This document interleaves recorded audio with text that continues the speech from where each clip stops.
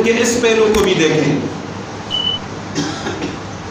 کہ آج عورتیں یہ گلہ شکوہ کرتی ہیں کہ ہم گھر کے کام کر کے تھک جاتی ہیں، گھر والوں کی خدمت کرنا ہمارا فرض نہیں ہے، ہم کیوں گھر کا کام کریں؟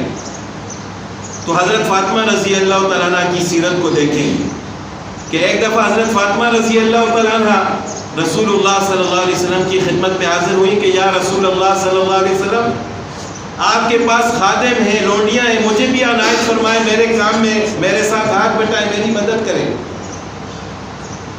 آٹا پیسنے کے لیے چکی چلاتی ہوں، میرے ہاتھ پر نشان پڑ گئے۔ رسول اللہ صلی اللہ علیہ وسلم کی ایک طرف حضرت فاطمہ رضی اللہ تعالیٰ عنہ پر مہربانی اور شفقت دیکھیں، اور دوسری طرف تربیت دیکھیں۔ حضرت فاطمہ رضی اللہ تعالیٰ عنہ کو رسول اللہ صلی اللہ علیہ وسلم نے یہ نہیں فرمایا کہ بیٹی آج کے بعد آپ کو کام کرنے کی کوئی ضرورت نہیں، آپ تو جنتی عورتوں کی سردار ہو۔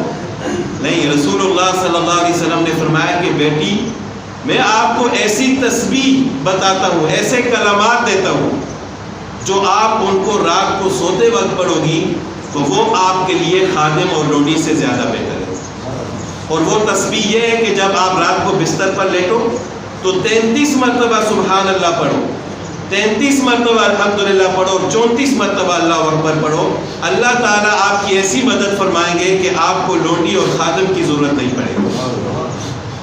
اسی وجہ سے اس تسبیح کو تسبیح فاطمی کہا جاتا ہے کہ رسول اللہ صلی اللہ علیہ وسلم نے حضرت فاطمہ رضی اللہ تعالیٰ عنہ کو یہ تسبیح سکھائی تھی۔ تو آج کی عورتوں کو بھی حضرت فاطمہ رضی اللہ تعالیٰ عنہ کی سیرت پر عمل کرنا چاہیے۔ یہ نہ دیکھیں کہ ہم کام کر کے تھک جاتی ہیں، ہمارا فرض نہیں ہے، وہ یہ دیکھیں کہ خاتون جنت، جنتی عورتوں کی سردار حضرت فاطمہ رضی اللہ تعالیٰ عنہ کے ہاتھوں پر نشان پڑ جاتے تھے۔ تو اسی طرح آپ بھی اگر رات کو سوتے وقت، مرد بھی پڑھ سکتے ہیں، ضروری نہیں کہ صرف عورتیں، کہ رات کو اگر اس تسبیح کو پڑھیں تو چاہے مرد ہیں یا عورتیں ہیں، اللہ تعالیٰ ان کی تھکاوٹ کو دور فرما لیں گے۔